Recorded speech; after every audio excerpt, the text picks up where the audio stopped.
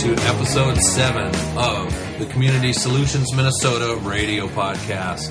I am Jason Bradley, and I guess I'm the godfather of local politics, according to Andrew Richter. Hey. He's making me say it with a gun to my head, and I'm not kidding. Hey, it was ready to fire, too.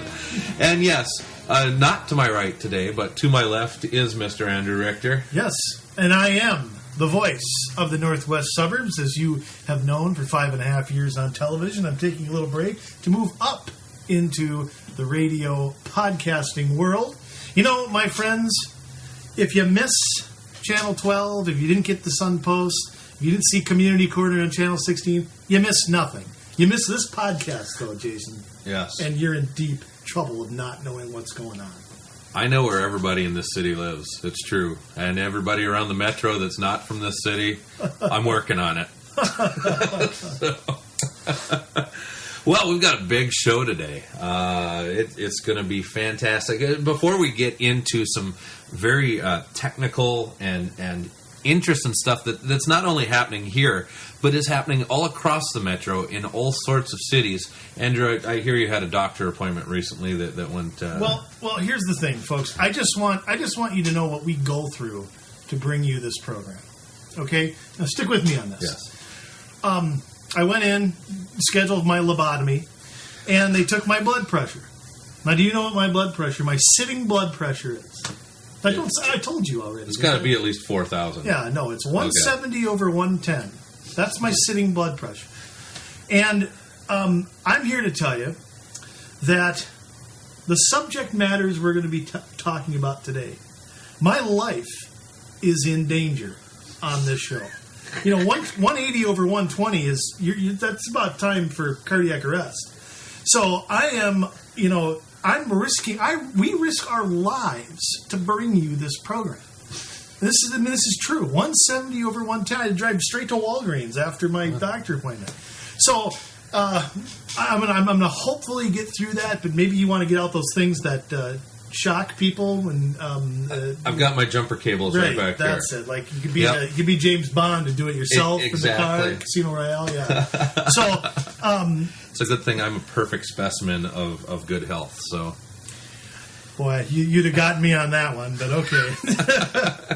Okay, well, we have a special guest here today. We haven't had any guests yet, but it is time to do that. It's time to have somebody, who's directly involved in the decision-making, especially here in Crystal, which is where we kind of our base of operation is, to explain what's going on with the city and some things that you're going to need to know that the council's working on and going to be discussing. I want to welcome Crystal Mayor Jim Adams to the program. Mayor Adams, great to have you. Well, thank you. Thank you for asking me to come in. This is an opportunity for me to talk about some of the things that we're working on, so I'm looking forward to it.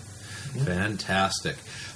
We had heard recently that there have been some issues around this capital overlay project that's going on, and it has raised some questions about the way that we tax or pay for those kind of projects. And that's something that we thought was really interesting and was hoping that you'd be able to shed some light on what you're proposing with that. Oh, sure. We are in a position in Crystal where we're kind of moving into a different phase. We've had 16 phases of street reconstruction. That's not what we're talking about. Everybody knows that the street reconstruction is something that we've assessed citizens for because it's theoretically improving the value of their home. This is mill and overlay. It's a maintenance item. It's like it's something that just kind of maintains what we've already built. So arguably, it's something that would not be considered something that raises your value.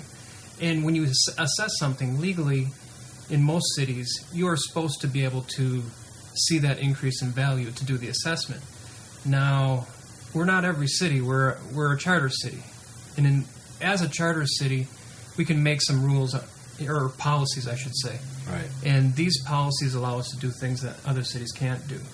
So if one city is using mill and overlay and putting it on budget, they can't take it and put it onto an assessment.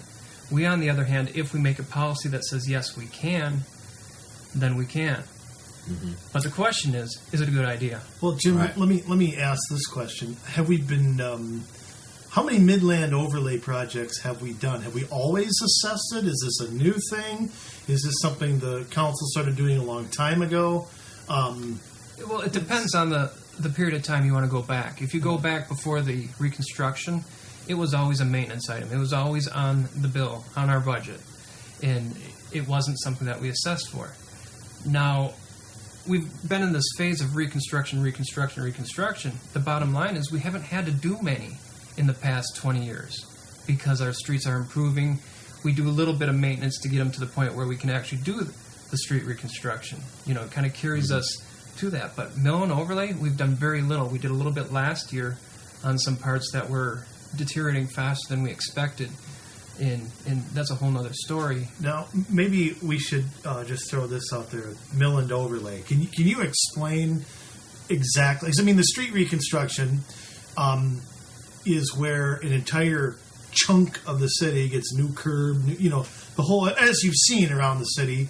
There aren't any this year, but next year we're getting it back up again. What exactly is that? Is that a process that happens after, or is it? And where in the city are we talking about exactly? Okay. I'm going to talk about a little bit more. I'm going to talk about both because you got to understand the difference. A street reconstruction, you're doing with curb, sewer, gutter, top course, bottom course, the whole road itself. That's what we're assessing for. That's not what we're talking about here. They're completely different things. We do a reconstruction project, and after the assessment's done, about 15 years, it will have seen a seal coat project, which is a maintenance. It's just the oil with the sand over it. That's a maintenance item. And then after the assessment is done, 15, 20 years, we have to look at doing a mill and overlay. And what that is, it's taking the top course on the street, it's grinding it off, and then laying another top coat.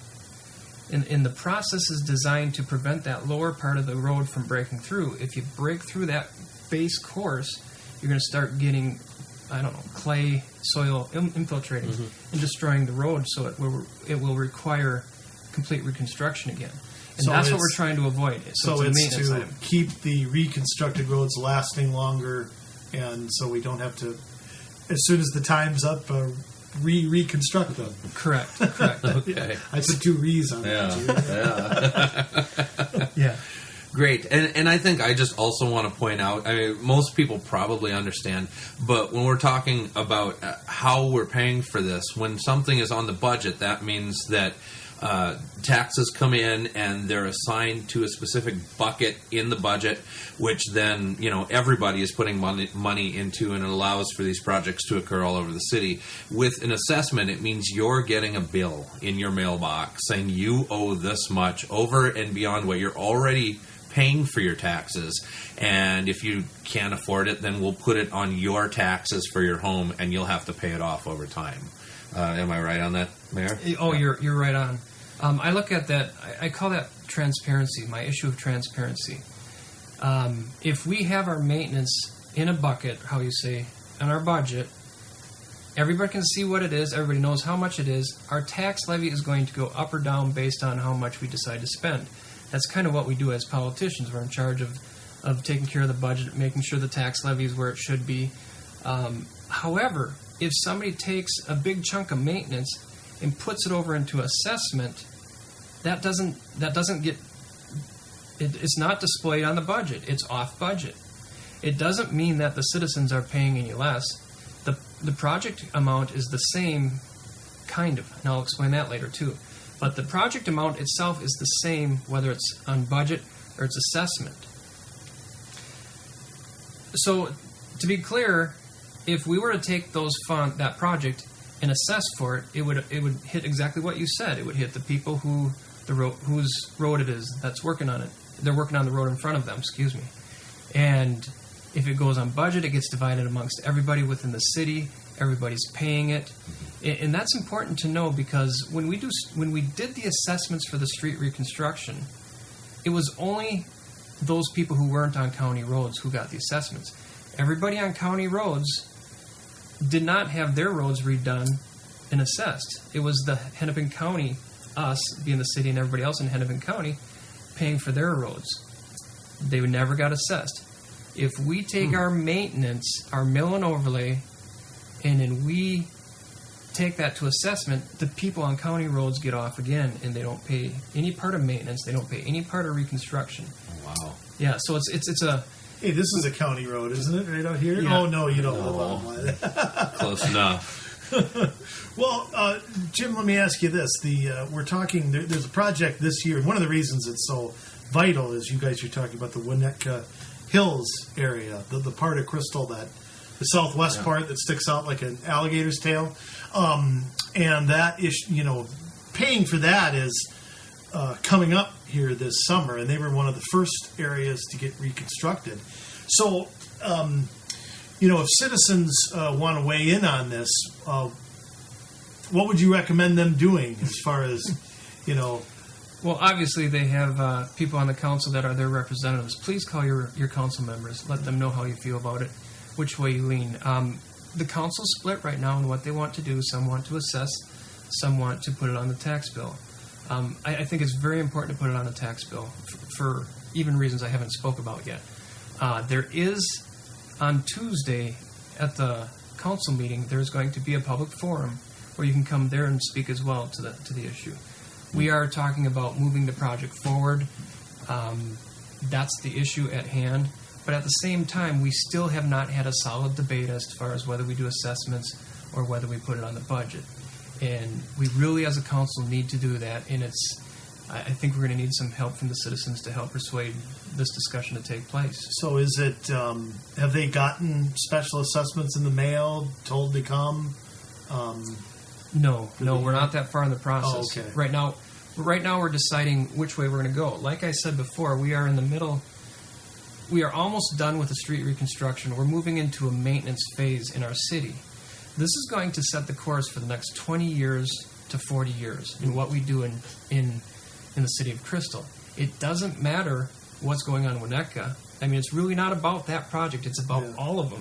Because we're going to go through, just as we reconstructed phase 1, 2, 3, all the way to 16, we're going to be doing that same maintenance through the different phases. So this will set the precedent for how we go forward. Absolutely. Okay.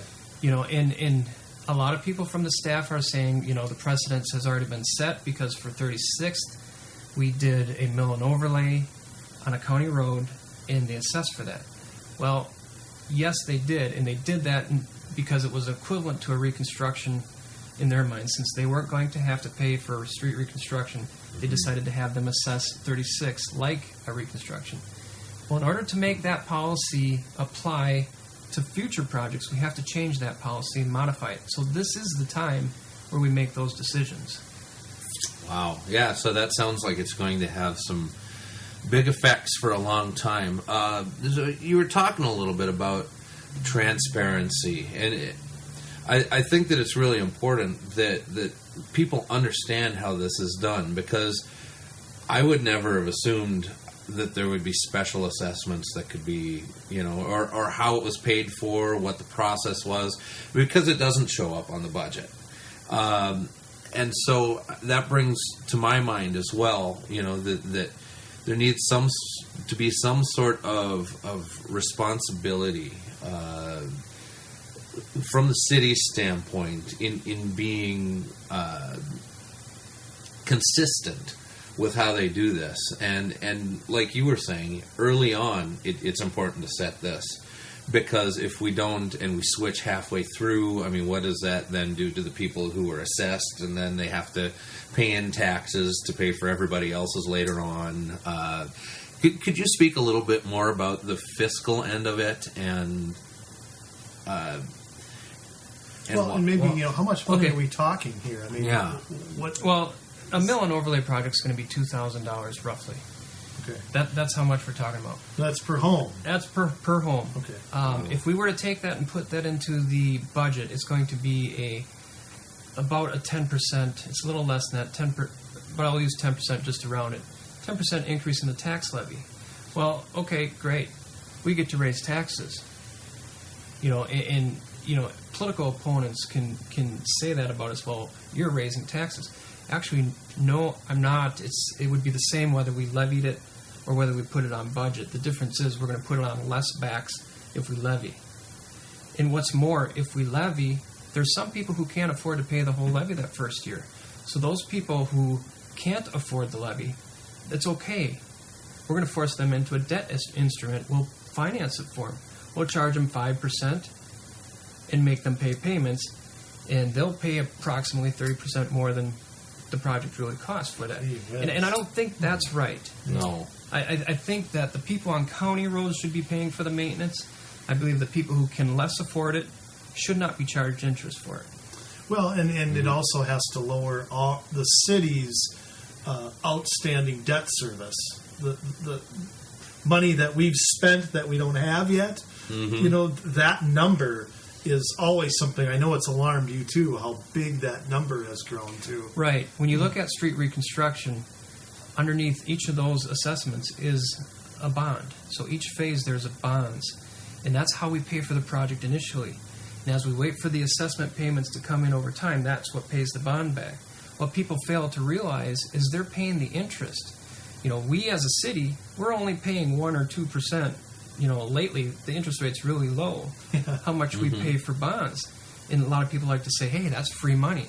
That's it's cheap." Well, okay, we all know better. We all know better. But the bottom line is, we don't charge 1 or 2% to the citizens who can't afford it. We charge 5%.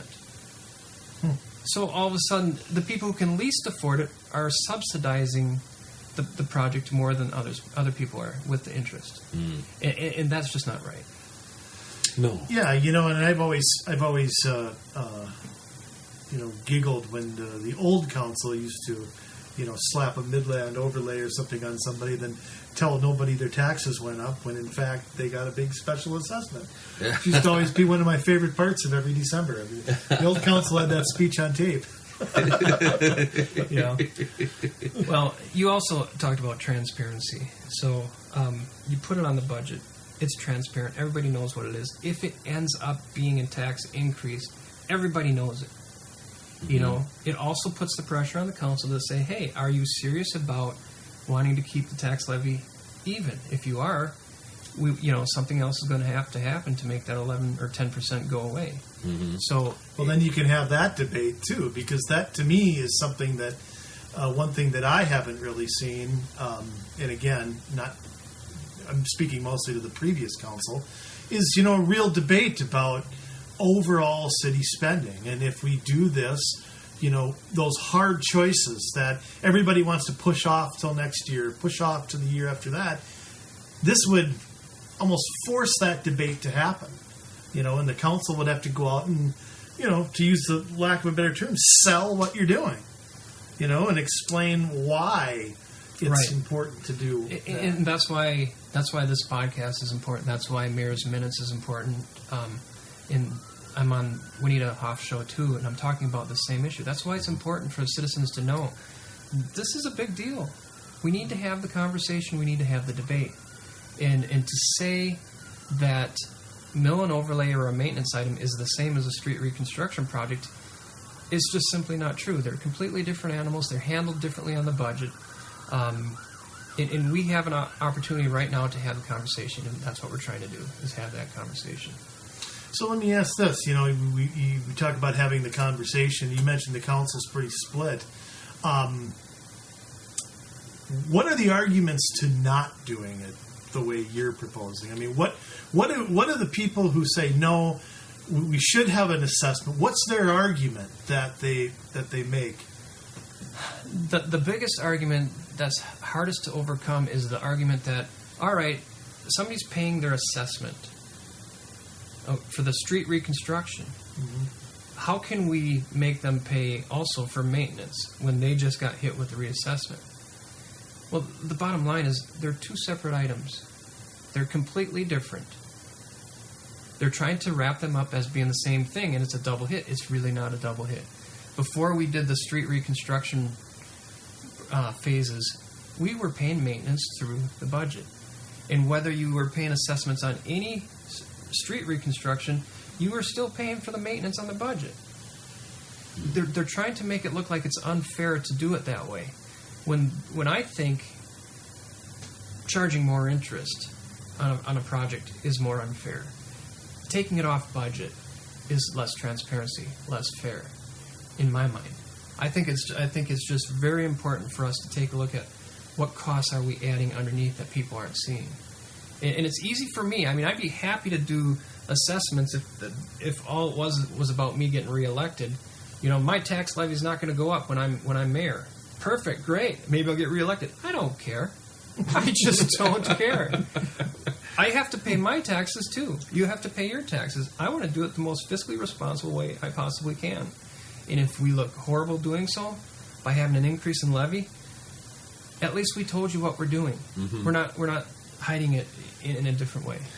Yeah, unfortunately, when you're fixing something that's broken, you can sometimes take the hit because it's painful to do that fix. You know, right? Well, and the whole, you and I have talked about this a million times, and I know Jim's addressed this too before. Is the difference between what we budget mm-hmm. and how much money we actually pay and how much money we mm-hmm. actually spend. You know, looking at the CAFR, and it is the gap there, and the little. And I don't completely blame the city because the states come in and given them certain tools to use and mm-hmm. and that. But you know, the first time we opened up a comprehensive annual financial report, we went, "What the hell is this?" I mean, you know, the reason I first looked at it was because of the street reconstruction, which is hitting me soon, and you, mm-hmm. and like, okay, well, let me look in the budget and see how much. Well, it's not there. Yeah. And that's a different, like you said, it's a different thing. But how much spending is in the budget and how much spending isn't? Right. It seems like that gap grows over time. And if we can shrink that and, you know, make it understandable, you know, and not write it in Swahili. Do you mean put it on the financial reports so that people can read it and actually see that it exists? Yeah. I understand your point. Yeah. Thank you. Yeah. Hey, look, I still don't get it all. I'll be blunt. Yeah. You know, I don't think anybody gets it all. There's nobody who gets everything. You know, we're all doing the best we can. Yeah, it's complicated on purpose, I think. But so, what other fiscal issues then? I mean, trying to balance these two choices, and it seems to me like it's easy. But what other fiscal issues play into this? Because I don't think it's as simple as it sounds on the surface. Forgive the pun. Very good. Very good. I just got it. Well, you're a little slow. That's all right. You know, as complex as it is, you know, when you start looking at the facts, it helps simplify it. And the project cost is the project cost. And whether we pay it with budget dollars or whether we pay it with assessments, there's going to be a difference. And the difference is on the citizen side is that it will cost the citizens more to do it via assessment based on interest and interest alone. It doesn't matter whether the city has an underlying bond or the city funds it from funds that they already have. Mm-hmm. The citizen is still being charged 5% interest. Right. You know, but on the street reconstruction side of it, those all have bonds in there. And you referred to it earlier, Andrew, about what we have for outstanding bonds, what our debt service is. And it's fairly big, you know, and that's programmed debt spending mm-hmm. based on these phased reconstructions. And it's big, and it varies wildly. If you remember looking at the comprehensive financial report, you can see huge percentage swings, you know, based on whether we do one every year or we skip a year. But the bottom line is we have a huge fund designed just for debt. Mm-hmm. And if we can get away from using debt, we have a chance to recover. Yeah, well, we just finished paying off the redoing of the aquatic center, as they call it. In the last year or two, right? Yeah, I think it was about a year and a half ago. Yes. Yeah. Hey, when do we get County Road 81 off the books? That's another year or so, maybe. I think too. Probably more than that. Oh, is it? Okay, that's another conversation we're going to have today, and I don't know how it's going to go because I know you and I have different ideas what we're going to be doing with that. So wow. I've never had an idea in my life. I don't. Funny. Okay, well, Jim, any other last points that people know, other than the meeting June 17th? If you can't make it, watch it. It's on Channel 16. If you can't make it, call your council member, email them, text Yeah. them. You can find all that online. Just search on the city website. Mm-hmm. So, yeah, please. Well, good, yeah. So, what other big things are on your list? You're about, a year into this now, and so I imagine that... Year and a half. well, yeah, by now it's a year and a half. Yeah. So, I imagine it's been quite an interesting experience. It has. It Yeah. has. What we're doing now, the fights, well, if you want to call them fights, the arguments, the debate, the conversations we're having really tend to be the same on every issue. We're repeating the same discussions. I'm against debt. I think debt's destructive. I think it takes away our buying power. All those things.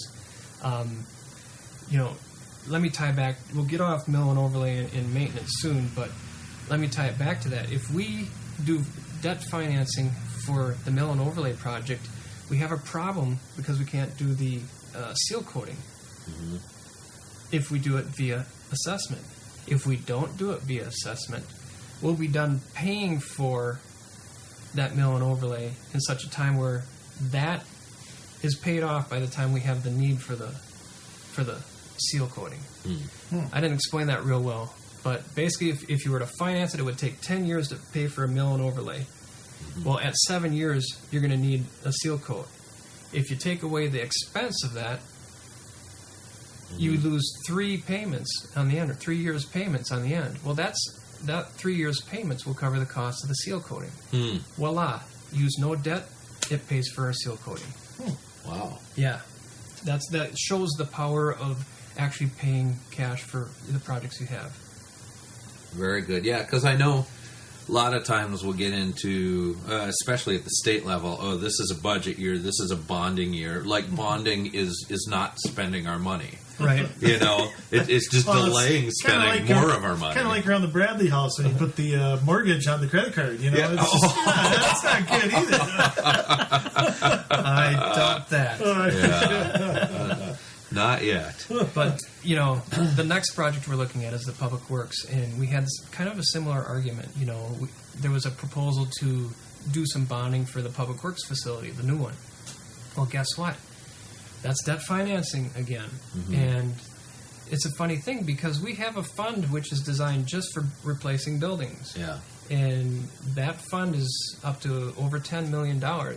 But yet we still wanted to spend at least $6 million in bonding when we could essentially pay cash for it. Doesn't make sense to me. Right. Just to throw this out there, Jim, I mean, what talk about a public works building. I mean, when we talk about the different funds, I mean, how much is... Give us some background. I guess I should start with this. Give us some background on... We have a current public works facility by the City Hall, and it's been in the works for a while to move it. Can you just let citizens know, maybe they've seen it over on West Broadway, some of the stuff that started over by the cemetery.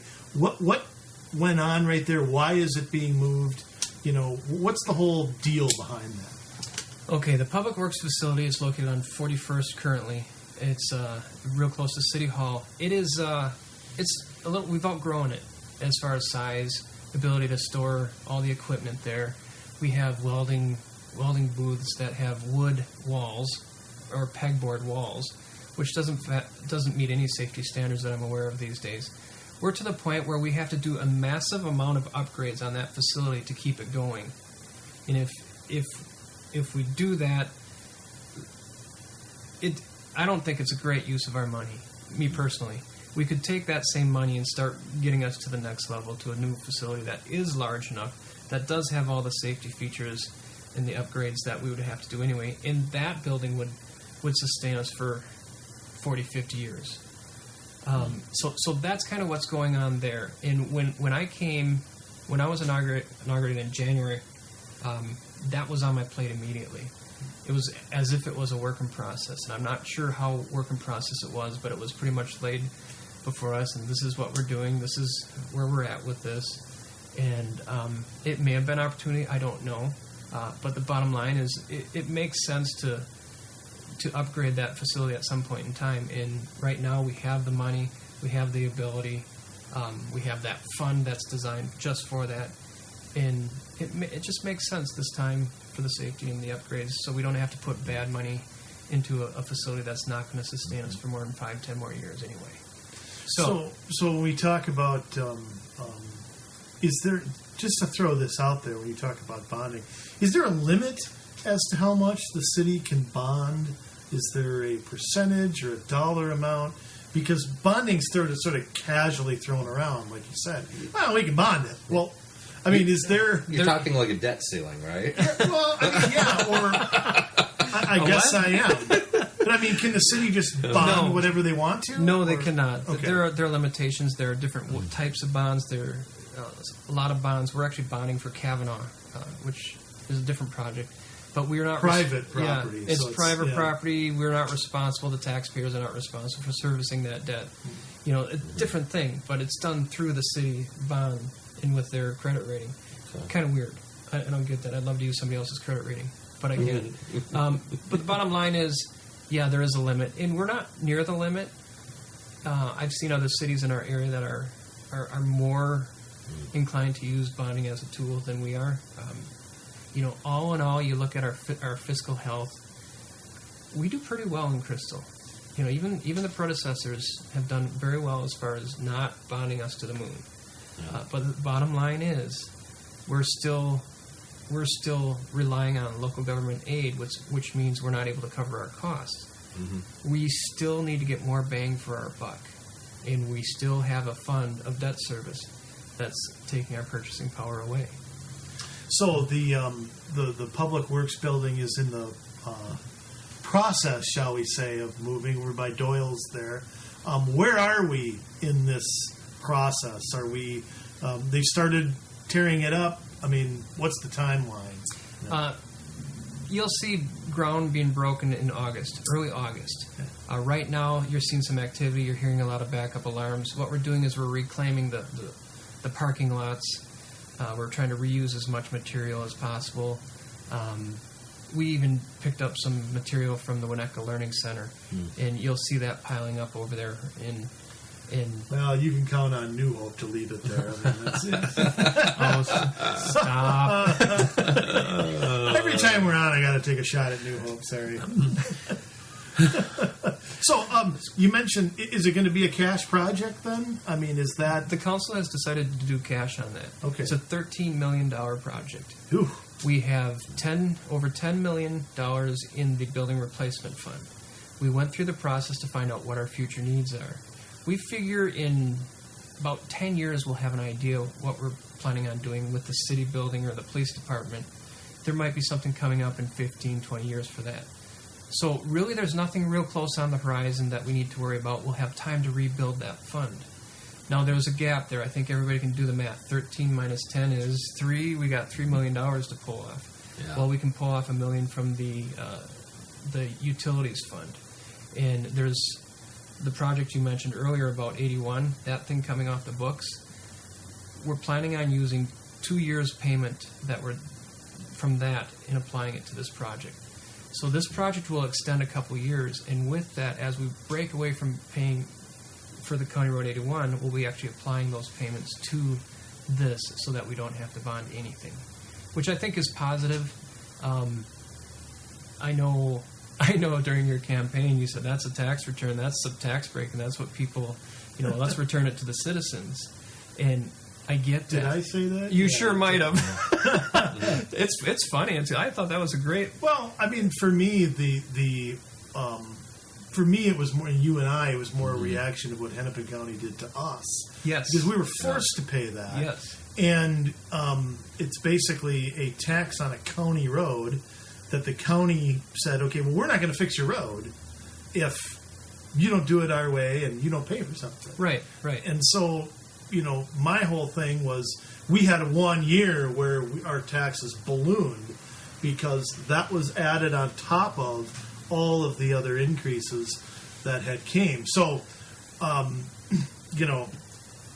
applying it so we don't have to go into debt is a acceptable use. Though I would like to take maybe a Happy Meal's worth of money out of there. You know, it's interesting you say that, because I've found people on the council pretty much taking your campaign position on that.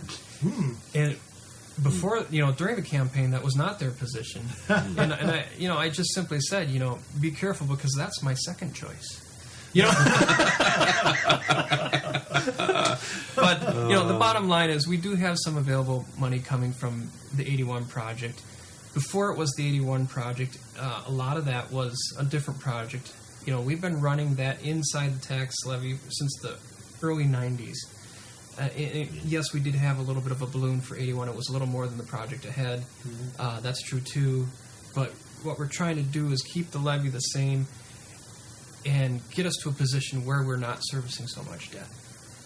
I mean, that's the bottom line. We've got to get more bang for our buck. Wow. So with this public works building, we talk about how it's not up to code, there's safety issues, and we're reclaiming a bunch of material from the existing building and getting some stuff from Winnetka Learning Center. Now, I'd be interested to know how much extra strain is put on, and how tied are we to with a lot of the current building codes the city uses. We farm that out to the International Code Council. We Now, don't get conspiratorial. No, here. you can look it up. The link is on the city website. At the Planning Commission, they're not using LEED standards. I was going to stand and applaud that guy. Oh gosh! All right. Yeah. So there are things like that. Well, how much of an extra cost are things like this going to bring, where we're not deciding what's best based on what we think is a safe building versus what some outside group is telling us you have to have this, and are we going to have to bring in solar panels and things like that are going to expand the cost of this building? All right. First of all, just let me say, Jason, I'm not qualified to answer that question. To be honest, I wouldn't know where it's a big booklet. I haven't gone through it yet either. I wouldn't know how to answer that question. I do know there are these codes we're following. Between the design company and what's happening in engineering, that's their expertise. That's what they're doing, and we have to trust that they're doing their job and everything's being built to the proper code. Right. What that proper code is, I mean, that's the debate that you're kind of talking about, and I don't know the answers to that. And because I wish I did. There's a lot of code that it's there because it's quote unquote environmentally friendly, or doing it because everybody else is doing it. Yeah, energy. You mentioned solar. I don't do well with solar. Yeah. I've lost the debate 3 times in the city of Crystal with solar. We had a $3 million project of taxpayer money in whatever form. In 40 years, we're expecting a payback is about $450,000 after 40 years. To me, it's a better sense. return than Hennepin County. Well, it's not a return; it's a No, loss. it's a That's loss. true. It's not. So, the way things are set right now, I can't win that debate. Are they planning to put solar on the new public works building? I know there's wording in it that it will support solar panels, the roof will. I think that's boilerplate these days, though. I don't. The future council is going to decide whether that happens or not. Now, would I be interested in looking at geothermal or something like that? Yeah, because there's real savings. There's real savings on that. I'll take a look at that way before I'll take a look at solar, because it's fiscally responsible. Solar, we don't get the payback. We just say we only get to say we're green. Right, and what good is that if we're not actually accomplishing anything? Right. I think a real environmentalist would. Well, you get to feel good. Don't you want to do that? I don't feel good. No. Oh, okay. I think a real environmentalist, would take a look into what are currently, the best bang for your buck ways to save energy and still not be throwing good money after bad. Right. Solar projects, we could go on, and I'm sure you've I think you've had a few programs on solar, haven't you? Yeah, we Maybe. Yeah. But, that's really not the issue. It's not about being green. It's not about doing solar. It's about what's going to be beneficial for our taxpayers. You know, it's not all fiscal. You know, as far as the city view, but it's a huge part of it. Yeah. I mean, that's what we do.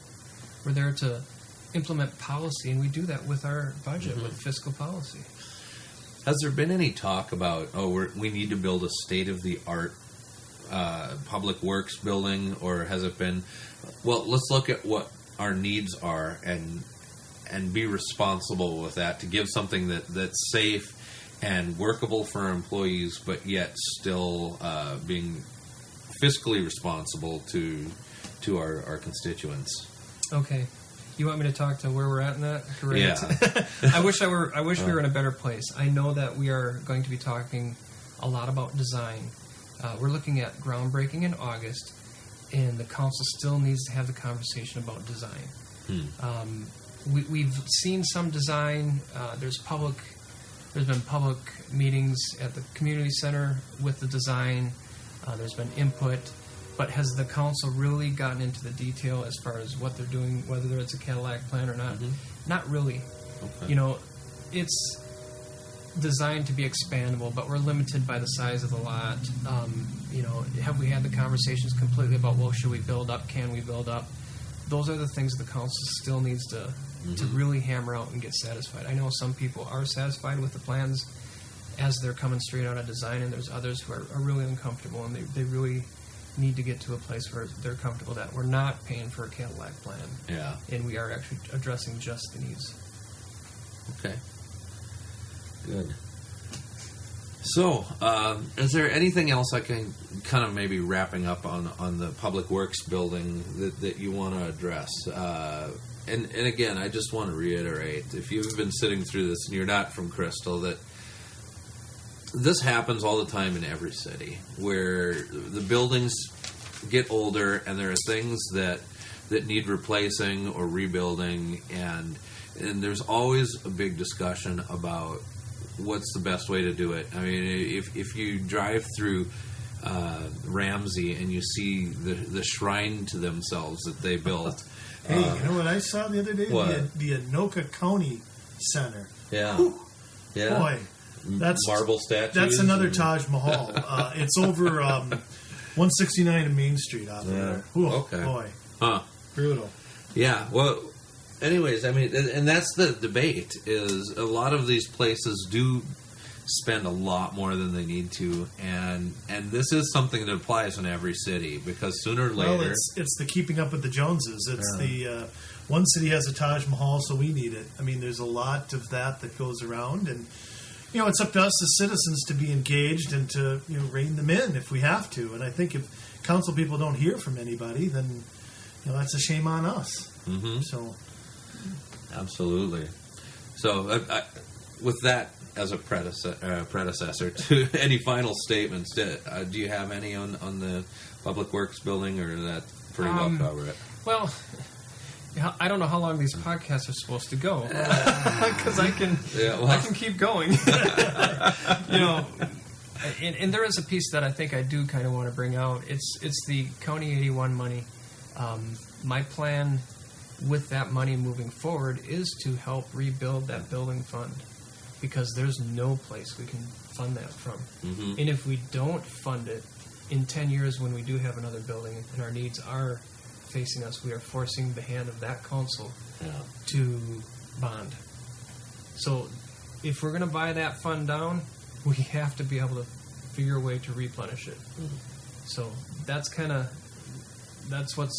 the plan there. And I think it's important for people to know that we're not just draining a fund and not coming up with a way to replenish. So are you seeing this as a perpetual shifting of funds, or a short time shifting of funds?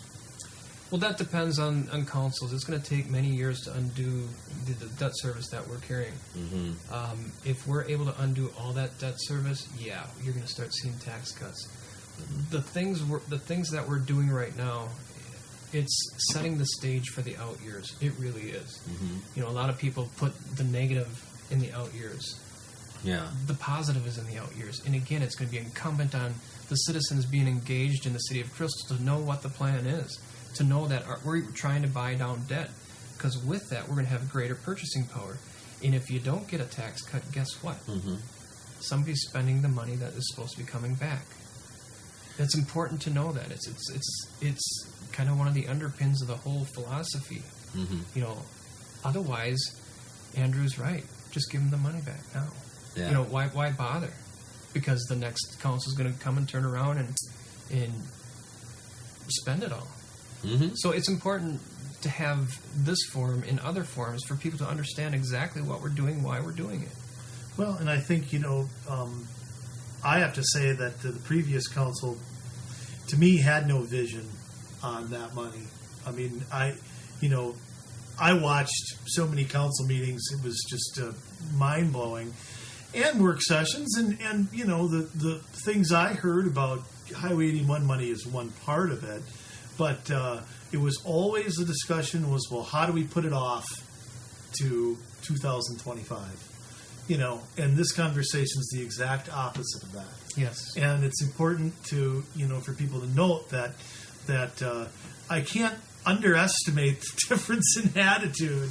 That we have people who are willing to say, look, if we take, it's kind of like, the bigger down payment you put on something, the less you're going to owe, if anything. So I think that's a way maybe to think about it around the house. If you've got if you put $500 down on a car that costs you $20,000, well, you're going to pay a lot more than $20,000.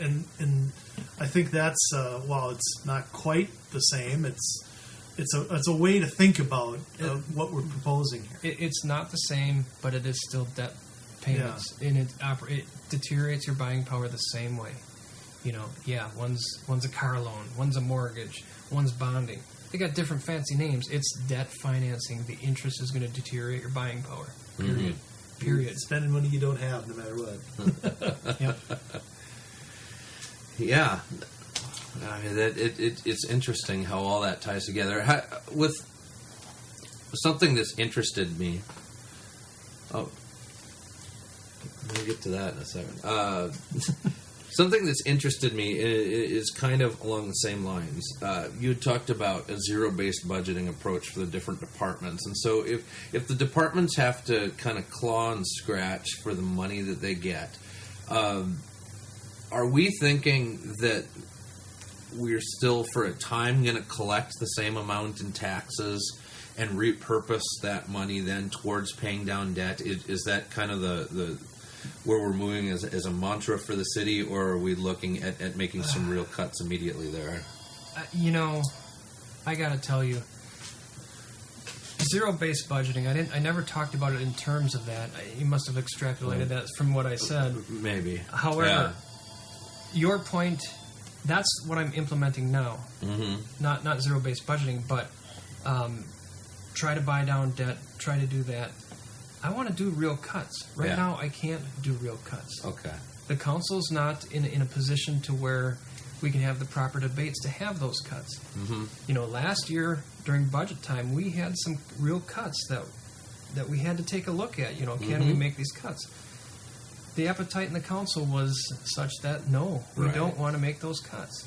If given a different council, and the appetite is to make cuts, yes, absolutely, we're going to make those cuts. But right now, to be as blunt as I can be, I don't have the votes. Right, which I understand. And I guess what I'm getting at more is if we were able to make those cuts, would we be repurposing that money toward paying down debt, or would we actualize them on an individual basis? I don't know the answer to that, quite honestly. I would be inclined to get some real cuts because we haven't seen real cuts for a long time.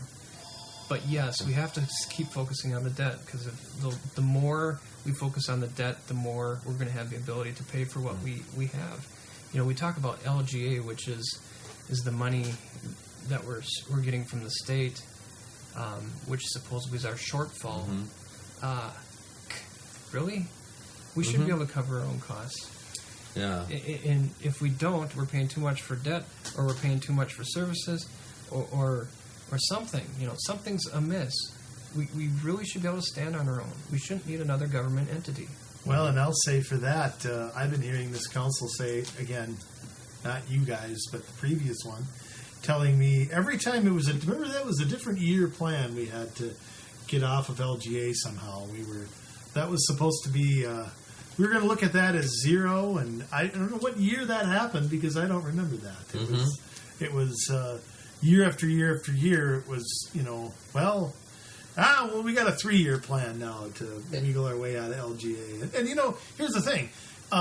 Again, there are some that look at that as free money, but what you're really doing, and you've explained it better than anybody, you're taking money, you're sending it to St. Paul, you're putting it into some formula nobody understands, and it's getting redistributed. And it's, it is somebody's money, and we've got to treat that is just as much my tax dollars as anything else, as far as I'm concerned. Right. All right, I'm done spouting. Anything else going on in the city that you want to talk about? We can talk about situation after situation as far as the financing part of it. But I did mention that it's not always about finances. There's ordinances that are being proposed all the time. Some of them go through, some of them don't go through. Let me think. What was one of the more recent one was related to cars and leaving your ignition running. Yeah, I heard about that in a work session. I was just reading through that ordinance that was proposed. So, correct me if I'm wrong, but what they're saying is if you leave your keys in the car, forget that it's running, which it addresses that as well. Even if they're left in the car and you leave the immediate vicinity of the car, that technically and a police officer notices it, technically they can go in your car, take your keys, lock your door, and either hide them in the car out of view or take them to the police station for you to come and claim later. Yep, I think you got it.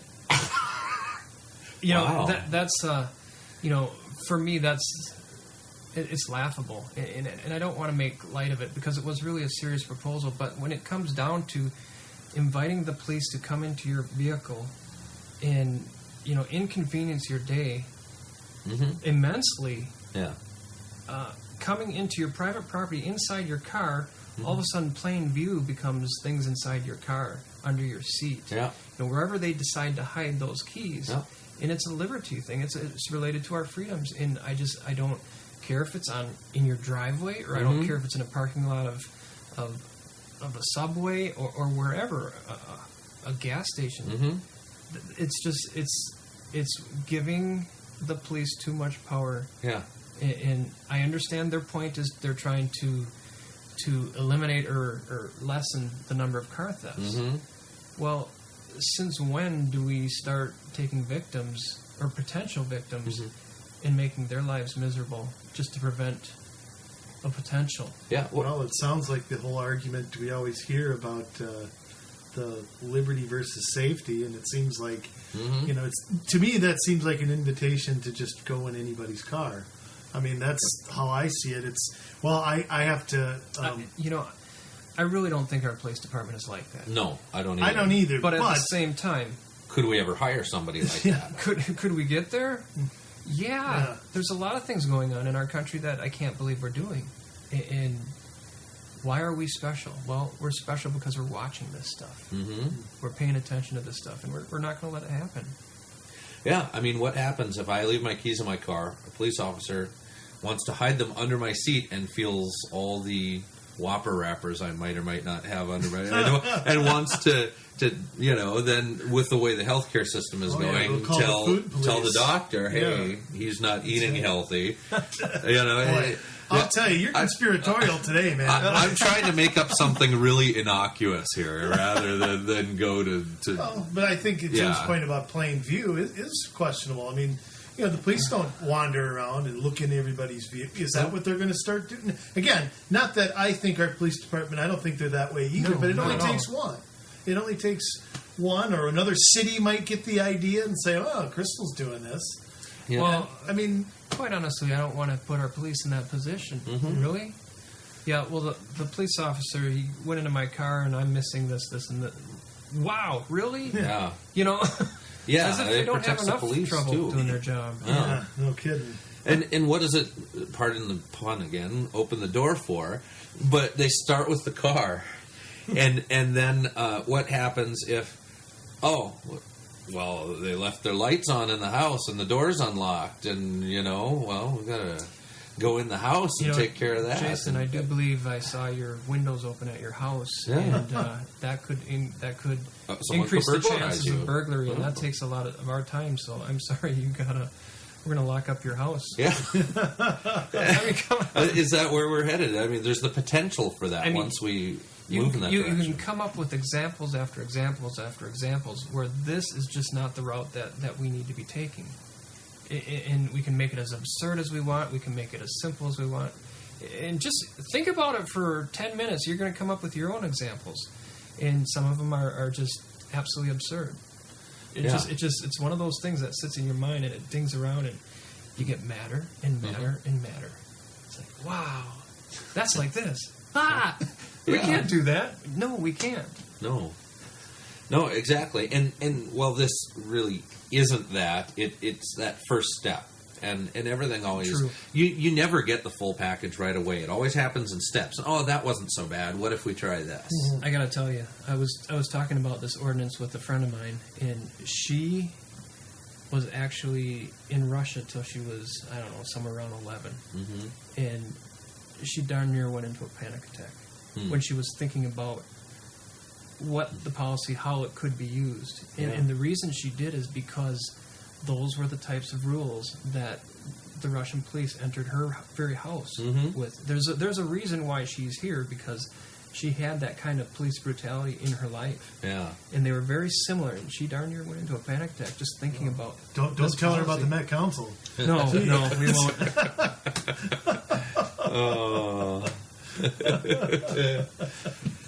Oh, funny.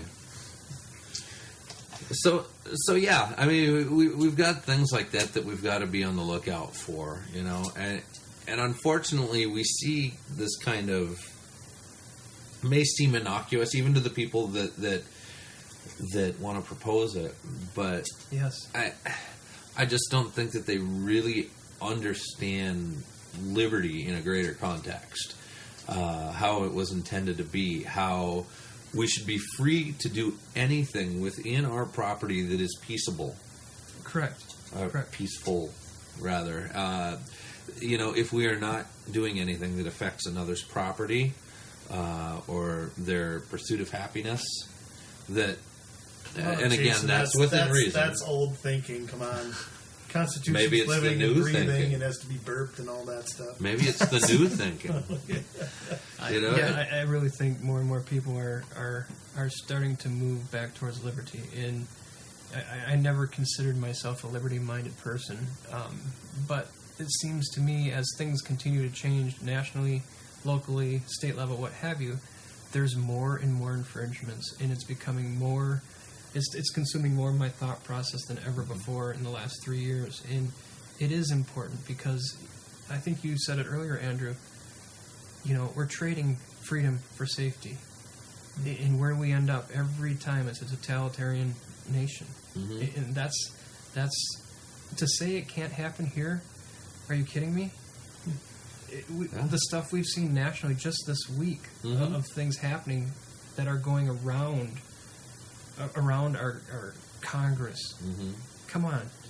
And We're not making this up. It has happened here in the past. I mean, if you take a look at World War I and II, where Woodrow Wilson and FDR imprisoned or made internment camps Eugene for Debs, we put Japanese in camps. We put Germans in camps. In the Civil War, there were freedoms that Abraham Lincoln revoked and then restored, whether rightly or wrongly, Right. And to say it can't happen here, well, it has, and there are more stories like that, and it has happened here, and Americans knew enough and they were awake enough about it that we were able to make sure that those things were restored. But I'm not certain that that's the case anymore, especially, when we're we're not teaching real history. We're not. Well, I think we have. I mean, you and I have talked about this, and we're getting way off subject. But I think it dovetails into this. We've got anybody who's under 70 years old doesn't know freedom the way people did then. We've raised a couple generations of people who think it's government is there to give us transportation and education and healthcare and all that, and we've as a country sort of accepted it, and we've accepted an income tax. I mean, 100 years ago, 150 years ago, nobody would have accepted that. Yeah. It's just a different. It's the consequences of these policies becoming generational. Now, name me a person who was making an income when we didn't have an income tax in this country. They're all dead. Yeah. So, and it's really all become about emotion, I think. What makes us feel good when we put our heads on the pillow at night. Get those. Where's the AED? I mean, I've got a couple of kids at Cooper, and I'm probably going to catch heat for saying this. Well, it's They've not as much as me. There's a photo that they have in their main display case when you walk in and walk straight ahead, and they have a few photos in here, but there's one in particular. It's not a student art project. It's nothing like that, but it's a picture of our president photoshopped in with Martin Luther King, like that ever happened.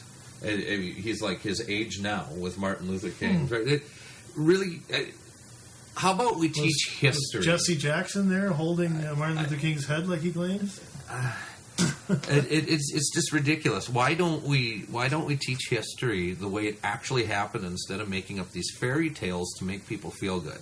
Right. Because that's how people are going to understand what liberty is. It's not socking it to the people that they think have been in power for a long time. Did we veer off of cars and looking into Not my really. keys? Yeah. Not really. I mean, this is central. You and I do this all the time. Yeah. That's why these things take 2 hours. I have a feeling I helped that matter, but I'm sorry. But it's central to the issue, though. If we don't learn and teach our kids, and our schools aren't teaching our kids what liberty is, then they allow this stuff to happen to them because they don't know any better. They've never been taught. And it's death by 1,000 paper cuts. I mean, it's a little bit here and a little bit here and a little bit here and a little bit here.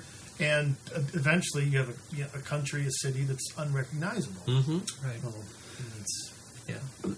So, So really, what's going on in Crystal? We're doing our best to fight for the rights of the citizens, and when we see them, we shut them down, and we've been successful in that realm. I think you have too. I mean, I know there are some people that are still not happy that their neighbors can own chickens now, but really it comes down to an issue of people having the right to feed themselves. Right. When you strip away all the emotional conversations about it, it comes down to a property rights issue.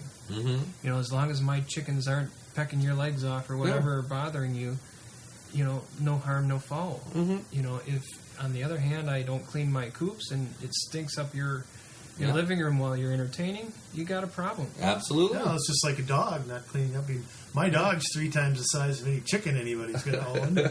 I don't do that, then people can, I'm infringing on somebody else's property rights if I don't take care of my own. Correct. Yes. So that's correct. The responsibility lies with the individual. And again, it's... Oh, he said the R word. Oh. Yeah. Well, the two are tied together. Very true. It is. With freedoms comes responsibilities. It's just that simple. Well, is there anything else we're looking at a city level, ordinance-wise, that we should kind of be on the lookout for, or speaking to our council people about? No. I guess more than anything, if you're listening to this podcast, you're fairly engaged. Just continue to remain engaged, and as things come up, support the council members that are fighting to save your freedoms. And if you see them veering differently, feel free to call them and say, look, I see this as something that, express whatever feeling or opinion you have. And really, 6% of the people in the city of Crystal at last survey, which you're aware of, are engaged to the point where they can have these debates. 6%. That's a very, very sad state of affairs. Yep. Help talk to your neighbors. Just spread spread the news that yes, things are happening, things are changing, and if you think it's positive, please share that. If you think it's negative, shut your mouth. No, I'm kidding. I'm kidding. You know, if you think it's negative, contact us and let us know about your concerns. And we should say, you know, everybody's email is on the city website. That goes for any city. Right. I mean, any city too. They do have open forum time. They do have the I don't think you have it during the summer, Jim, but you do have the before that one council meeting. You have Citizen input. Citizen input time. Thanks. Yeah, I couldn't think of it. And you know, these council people. I can't stress it enough for people that live where you live. I mean, this is not talking to somebody out in Washington who, you know. I should say doesn't have to listen, but you know, the smaller the government, the closer it is to you, the more of an impact you can have, and that's something you and I preach all the time. Yep. I know Jim said it too. The more engaged you are at the lower level of government, that's how we keep our city strong, and that kind of thing. And it's something that has frustrated me is that everybody likes the sexy jobs and St. Paul and Washington, but we want government to be structured the way it was envisioned. We can't ignore your schools, your counties, and your cities. No, they should have more power than the state or federal government has, because they manage what happens right under your nose. Right. You know, if you're looking to get really engaged, we do have a change coming. Some of our work sessions, is the place where we have some of the most heated conversations, and we're going to start taping those. Fantastic. And those are going to be online on our website. It's going to be where the council packages are. Now, I know there's been resistance to that in the past. Did the council kind of have a shift? The council didn't have the conversation. Oh. I've made a special request using the authority, all the power that the mayor may have, and said, I really would like the citizens to be able to hear these debates. So, other mayors that might be listening to this, you have the same kind of power. So, it hasn't been implemented yet. Give us a couple weeks to get it. It's going to be a WAV file, and, listen to your heart's content. Sometimes they do get long, but... Yeah, and, we probably should explain quickly that there's a big difference between work sessions and council meetings. And Yes. if you're a regular listener to this show or reader of our blog, you've heard us talk about it. But Jim, why don't you just explain? You see all the votes happen at the council meetings, but the debates about what you guys are going to do are often not held there. They are held at what are called work. Can you just include the people in on what the process is if you guys are going to, take the chicken ordinance that happened last year? You didn't debate that all of a sudden at a council meeting. You guys talked about it. The chicken one is a great example. And unfortunately, the chicken argument is not indicative of how it really goes. What usually happens is in the work session, we're going to fight it out, we're going to argue, we're going to debate, we're going to have our conversations. Everybody's going to be heard. That's how I operate. I want everybody to have the opportunity to speak their piece. And we do. We have. I think what I would call wider conversations than I think the city of Crystal, I claim, has ever had. But of course, I don't really know.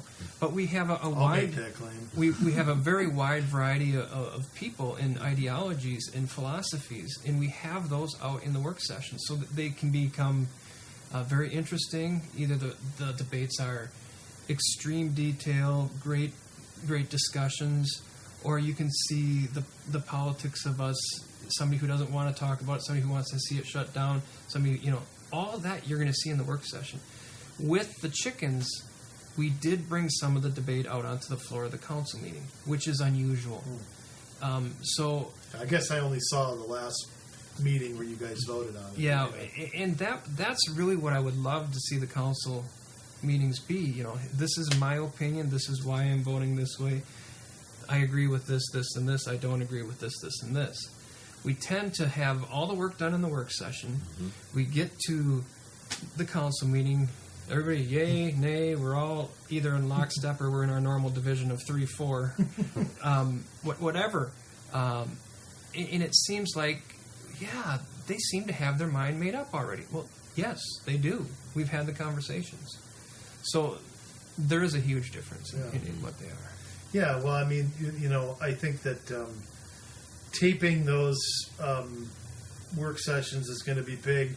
And in the future, I would throw out something else. One of the things that's always gotten me, I know it gets you upset too, is that if something requires a public hearing, not everything does. I mean, we should say that. There's not a public hearing for every decision. Correct. The public hearing is the night you're going to vote after you guys have talked about it. Right. It's not, well, we're going to have a public hearing, then we're going to have a work session, then we're going to vote. And I think that's another thing people ought to know, that if you see a public hearing, get to your council people immediately. Don't wait till that night. Yeah, get there before the public hearing. And really, as citizens, it's there for you. I can go through, it's there for you, and that's where you're going to be heard. It's harder than that, because you're right. The decisions, people have got their minds made up. Mm-hmm. You're going to have to go there, and you're going to have to change minds. So you have to be bold, you have to be courageous, and you have to state clearly and concisely what your concerns are. And unfortunately, a lot of times you have to, figure out the emotional side and talk about that too, because that will move some council members. All those things are important to be, as I would say, your responsibility as a citizen to express your feelings to the people who do actually make the decisions. Mm-hmm. Okay, they're your representatives. Absolutely. So, like the old saying, you can't fight City Hall, they should have added on the end of it, because they already talked about it in a work session. You guys have had this conversation, haven't you? So, eventually, I'd love to see that they have public hearings on something before they ever head to work sessions. And I don't know if we're headed that way. Hopefully, ultimately, we are. Well, but I think this is a great first step to get people engaged. And keep in mind, people can come to open forum. And I would encourage, I don't know how long we want to go here, but I know the budget stuff's coming up, Jim. And you guys are getting to that in August. You have about 12 work sessions usually. And there's a preliminary budget that has to be out in September. You'll get that in your mail in November. And then we've explained it many times. The truth and taxation hearing is usually in early December. But, if you have budget concerns before, it's okay to come to open forum and say, hey, I'd like the council to consider this, or I looked at the budget and, whatever your opinion is of it, I could go on all day, but sure. It's okay to still come even if they're not talking about it. The open forum, you have to come to open forum and express those concerns, because if you don't, you're missing your opportunity. Mm-hmm. And I like open forum because the people watching at home are going to hear the opinion. They'll go, hey, that's what I was thinking. We sit here as citizens in our islands, in our homes, and we think we're alone with the way we're thinking. We get just little tidbits here and tidbits there, and we go, hey, that isn't right. You having the courage to go to open forum and express your ideas is going to help exponentially the citizens around you. And really, that's what I'd love to see happen in Crystal, is have a lot more people engaged, actually understanding the process. Take 6% of people who are fully engaged and turn that into 10. I mean, let's go baby steps, really. Yeah, we should say the 6% were self-admitting, by the way, on that. I know what you're talking about. Every 5 years, Crystal does a citizen survey, and 6% consider themselves well-informed about the city. To me, that blows the entire survey out of the water. Yeah. I mean, it's kind of like, why read the next page? And that happened to be like question 52 or something like that, right. 48. Yes. But the rest of it is what people always quote when they're running for re-election. Right. Survey is always. Yeah. I don't know. I just want to get mine. Yeah. I'm 37 years old, and I spent 34 of those years living in Crystal. I want my survey. They're knocking on my door ever. They already know what you think. I think everybody knows. Well, how about I give it? I'll give the survey. How about the last question is: Are you well informed on city politics? Are you well informed on Andrew Richter's opinion of city politics? I think that's probably. I've never been upset in my life. I don't know what you're talking about. Oh, great! All right, now we've gone. Now this is not the longest we've gone. okay? But I think it's time. My butt's getting sore Yeah. in this chair. I mean, let's just, basically what we want to say to people is there's, you citizens of Crystal, there's a meeting coming up quickly.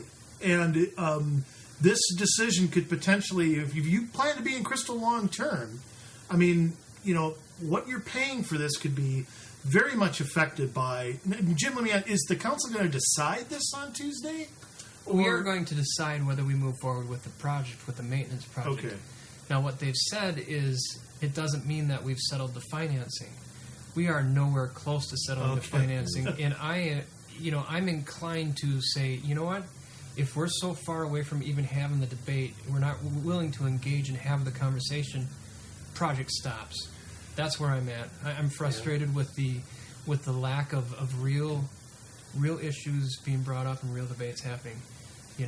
People dismiss the comments that have been made tonight. Referring to the transparency, referring to the fiscal responsibility for the citizens, referring to fairness and all that. Guess what? You cannot dismiss it. The citizens need to say, look, council, have the conversation. It just seems odd to me if I was to decide, hey, I'm going to go buy a car. I don't know how I'm paying for it yet, but we'll cross that bridge when we come to it. When the first bill comes, I'll figure it out. Exactly. And like I said, these are the same arguments. You take the Public Works facility. You know what? I've saved up for a car, but I think I'm going to take out a loan anyway. So it really is simple. Use common sense, bring it down to what you do in your everyday life, apply it to city, and see if it works. It does. It's debt financing is debt financing. Yeah, those simple things, they actually do still work. It is amazing, kind of. I know government thinks so often they have to do something a special way, but the old-fashioned, if I have it, I should pay for it, and if I don't need to borrow, I shouldn't. That actually still applies, even in the public sector. It sure does. So I guess on that note, get involved. I mean, even if you're not in Crystal, they're doing things like this in your city, and you need to be aware of what they are. New Hope. Oh, excuse me. And you need to get involved. So watch the council meetings, go to the work sessions, and get involved. We want to thank Mayor Jim Adams for taking some time with us today, and maybe we'll try and get you back around budget time and see how things are going. And Hey, Okay, that sounds great. And I lived through the show. you did live through the show. That's That wasn't positive. so bad. It wasn't so bad at all. No. And I didn't even talk the most. So tell me, did your blood pressure go up just with the politician entering the room? No. Oh, okay, but good. It would depend on the politician, Jim. I mean, I've Yeah. had some knock on my door that my blood pressure. I didn't even have to look at them, and my blood pressure was already up. All right. Good. Yeah. So we want to thank everybody for sticking with us again. We try to make these as informative as possible, and that's probably why they get so long. But we're working on it. So you can contact us with anything at comsolutionsmn@gmail.com, and that's 2 M's in there. You can also find us at Twitter at comsolutions. Go to our blog and contact us that way, which is communitysolutionsmn.wordpress.com, and there's links on there for you to be able to get a hold of us, and if there's something going on in your city, we want to know about it and be able to help you figure out the best way to get involved. So with that, I guess I'm going to sign off. Hope that you have a fantastic day, and will join us again for episode 8. That's right. Put this in the can to send to the Community Solutions Hall of Fame when we retire. All right. Done. See you later. Thanks.